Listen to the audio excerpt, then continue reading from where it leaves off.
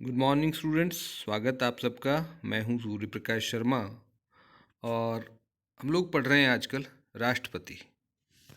राष्ट्रपति के अंतर्गत हमने जो है कुछ उसके पद से संबंधित बहुत सी चीज़ों को समझ लिया है, जिसमें आ, राष्ट्रपति का निर्वाचन कैसे होता है ये हमने समझ लिया है। उसके बाद उसके पद की योग्यताओं को हमने समझा है, उसकी शपथ के बारे में बात की है हमने, उसकी उन्मुक्तियों की बात की है, उसके कार्यकाल, महाभियोग आदि विषयों पर बात की है हमने। आज जो बातचीत हमें करनी है वो है राष्ट्रपति पदधारी की शक्तियाँ और उसके कार्य क्या है। पॉसिबली हम इस टॉपिक को भी दो भागों में बांटने की कोशिश करेंगे। देखते हैं क्या रहता है, पर प्रयास यही रहेगा कि दो भागों में बांट दिया जाए ताकि आपको भी एक बड़ा वीडियो देखने की जहमत न उठानी पड़े। बहरहाल हम शुरू करते हैं। राष्ट्रपति पदधारी व्यक्ति जो है उसकी क्या शक्तियां हैं संविधान में। देखिए, जैसे मैं आपको पहले भी कह चुका हूं कि राष्ट्रपति को भारत संघ की कार्यपालिका का प्रमुख बताया गया है संविधान में।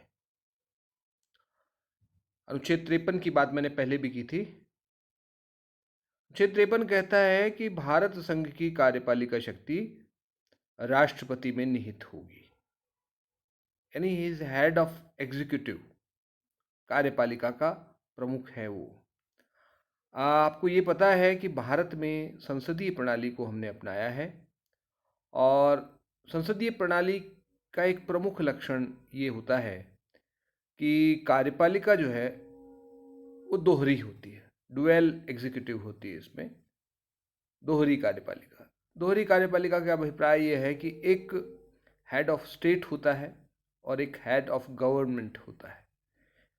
हिंदी में कहें तो एक राज्याध्यक्ष होता है और एक शासनाध्यक्ष होता है। जो राज्याध्यक्ष है वो एक सम्मान का पद धारण करता है, गौरव का पद है उसका, गरिमा का पद है। वो घर के एक तरह से हम कहें कि वृद्ध मुखिया की तरह है, जो एक सम्मान का पद है, शक्तियों का पद नहीं है वास्तव में। लेकिन उसका सम्मान बनाए रखने के लिए संविधान ने सारी शक्तियां सिद्धांत उसमें निहित की हैं और आगे चल करके ये कह दिया है, अब स्पष्ट रूप से कह दिया गया है, मूल संविधान में ऐसा नहीं था। तो उस सारी बात की चर्चा हम बाद में करेंगे। फिलहाल शक्तियों के प्रकार जो हैं निम्न होंगे। कार्यपालिका शक्तियां हैं उसकी, विधायी शक्तियां, वित्तीय शक्तियां, न्यायिक शक्तियां, राजनयिक शक्तियां, सैन्य शक्तियां और आपातकालीन शक्तियां। ये 7 शीर्षकों के अंतर्गत हम देखेंगे इन सारी बातों को। सबसे पहले आइए साहब कार्यपालिका शक्ति पर। अनुच्छेद 77 में क्या कहा गया है? अनुच्छेद 77 में कहा गया है कि संघ सरकार के सभी कार्य राष्ट्रपति के नाम से संपन्न होंगे। ये बड़ी इंपॉर्टेंट बात है। हम अपने जैसे व्यवहार में देखते हैं, आप लोग गाँव में रहते हैं और गाँव में ये चीज़ ज़्यादा प्रभावी है, शहरों में भी है हालांकि, लेकिन गाँव में ज़्यादा होती है। कहीं भी हम जाते हैं तो पूछते हैं कहाँ से हो आप, तो आप बताते हैं मैं फलां जी का पोता हूँ, या जो भी वो बताते हैं उनके नाम से, या जो उनका, अगर आप कहीं कोई काम करने जाते हैं कि उनकी ओर से ये भेंट या जो भी आप देते हैं, तो अपने दादाजी का या पिताजी का जो भी वरिष्ठ सदस्य होता है परिवार का, उसका नाम लिखवा करके आते हैं, उनकी ओर से बोलते हैं आप जो कुछ कहते हैं। भले वो आपकी राय होगी तो भी उनके नाम से होगा, नाम उनका चलेगा। वैसे ही भारत के राष्ट्रपति की स्थिति है कि संघ के सरकार के जितने भी काम हैं वो राष्ट्रपति के नाम से होते हैं। राष्ट्रपति के नाम से जारी होने वाले आदेशों के प्रमाणीकरण हेतु नियम निर्माण, राष्ट्रपति के नाम से जो भी आदेश जारी होते हैं संघ सरकार के, वो किस प्रकार से जारी होंगे, कौन जारी करेगा, इस संबंध में जो भी नियम होते हैं वो राष्ट्रपति निर्धारित करता है। संघ सरकार के कार्य संचालन तथा मंत्रियों के मध्य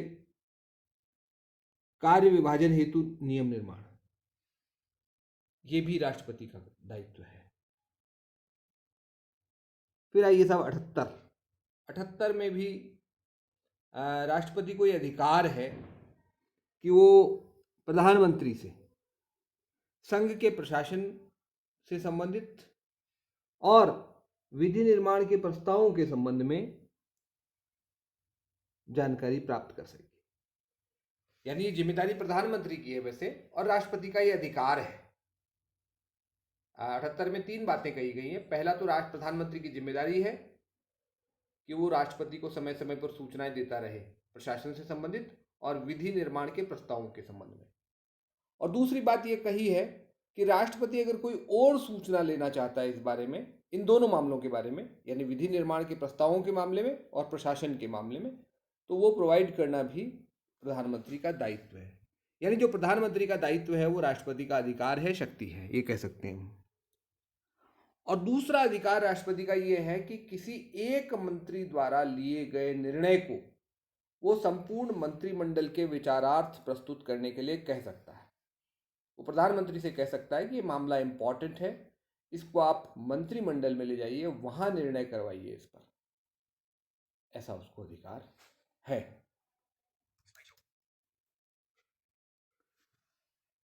इसके अलावा कार्यपालिका शक्तियों में क्या आएगा? नियुक्तियों का मामला आता है। प्रधानमंत्री तथा अन्य मंत्रियों की नियुक्ति राष्ट्रपति करता है। प्रधानमंत्री की नियुक्ति वो स्वयं के विवेक से या परंपराओं के अनुरूप करता है, संविधान की प्रावधानों के अनुरूप करता है। इसकी बात हम लास्ट में फिर करेंगे, जब उसकी राष्ट्रपति के स्थिति का मूल्यांकन करेंगे तब इस पर विस्तार से चर्चा करेंगे। फिलहाल आप ये जान लीजिए कि प्रधानमंत्री की नियुक्ति करता है और प्रधानमंत्री की सलाह से अन्य मंत्रियों की नियुक्ति करता है राष्ट्रपति। ये अनुच्छेद 75 में कहा गया है। अनुच्छेद 76 के अनुसार वो राष्ट्रपति जो है वो भारत के महान्यायवादी attorney general of India AGI की नियुक्ति करता है। नियंत्रक एवं महालेखा परीक्षक की नियुक्ति करता है अनुच्छेद 148 के तहत। इसको हम CAG कहते हैं शॉर्ट में। C माने कंट्रोलर एंड A माने ऑडिटर और G माने general, controller and auditor general. ये एक तरह से संसद की ओर से सरकारी अकाउंट्स की जांच करता है। ये संसद का मित्र है, एक तरह से संसद का दोस्त है, सलाहकार है, और संसद की ओर से सरकारी अकाउंट्स की जांच करता है, लेखों की जांच करता है। इसकी नियुक्ति राष्ट्रपति करता है। फिर सर्वोच्च न्यायालय के न्यायाधीशों की नियुक्ति करना, इसमें मुख्य न्यायाधीश और उनकी सलाह पर अन्य न्यायाधीश, अनुच्छेद 124। उच्च न्यायालयों के न्यायाधीशों की नियुक्ति करना, जिसमें मुख्य न्यायाधीश भी है और अन्य न्यायाधीश भी है, अनुच्छेद 217। राज्यपाल तथा उपराज्यपाल की नियुक्ति करता है, राज्यपाल के अनुच्छेद 153 के तहत और उपराज्यपाल 239 के तहत। उपराज्यपाल कहाँ होता है? केंद्र शासित प्रदेशों में, जैसे दिल्ली है, पौंडीचेरी है, पुदुचेरी जिसको कहते हैं आजकल। वित्त आयोग के अध्यक्ष एवं सदस्यों की नियुक्ति, अनुच्छेद 280। ये एक संवैधानिक आयोग है, आपको पता है। ये संघ और राज्यों के बीच वित्तीय संसाधनों के बंटवारे पर राष्ट्रपति को सलाह देता है, सरकार को सलाह देता है। संघ लोक सेवा आयोग के अध्यक्ष और सदस्यों की नियुक्ति करता है 316 के तहत। मुख्य चुनाव आयुक्त एवं अन्य जो आयुक्त होते हैं उनकी नियुक्ति करना, अनुच्छेद 324 के तहत। अनुसूचित जाति एवं जनजाति आयोग, अनुच्छेद 338, और उसके बाद राजभाषा आयोग 344। राजभाषा आयोग 344। इसके अलावा और क्या काम है राष्ट्रपति का? अंतर्राज्यीय परिषद का गठन करना, अनुच्छेद 263। इसके अलावा केंद्र शासित प्रदेशों का प्रशासन संचालन, अनुच्छेद 339।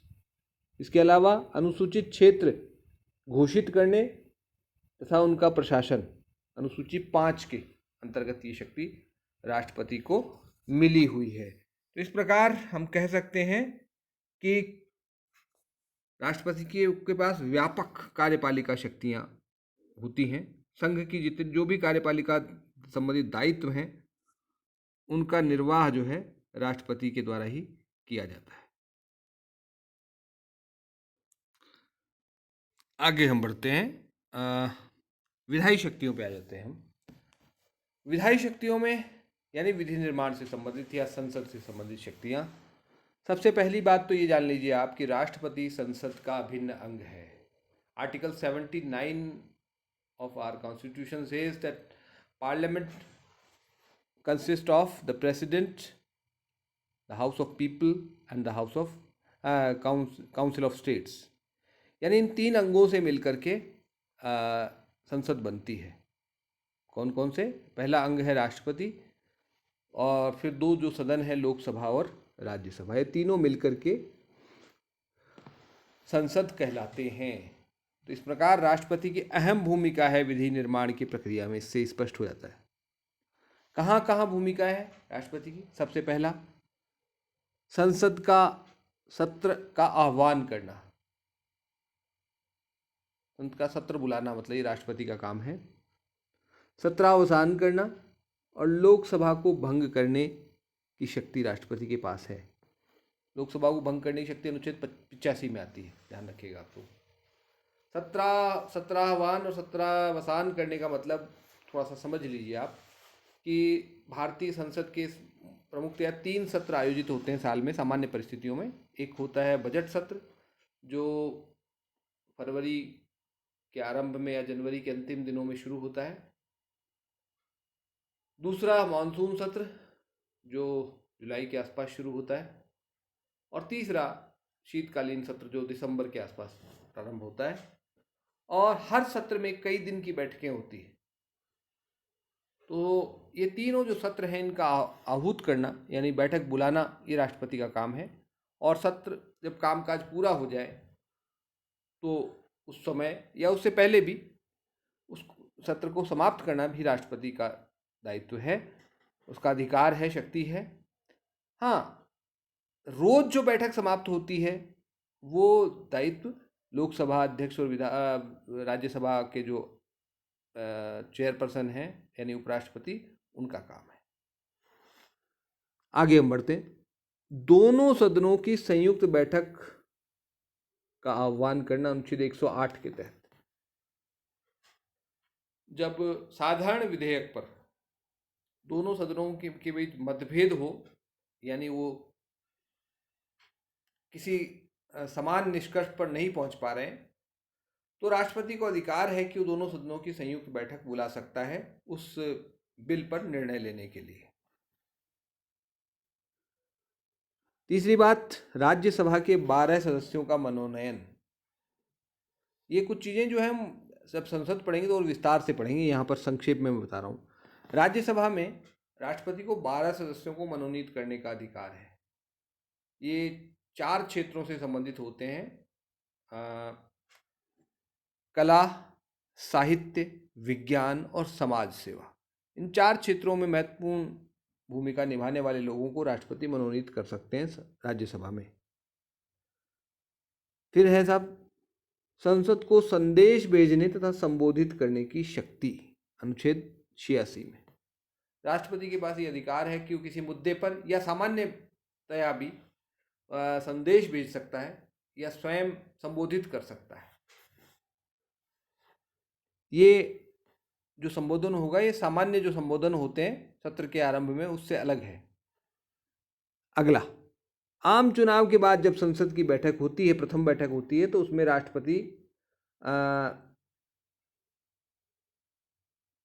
संबोधित करता है, उसको संयुक्त बैठक को संबोधित करता है वो अनुच्छेद 87 के तहत।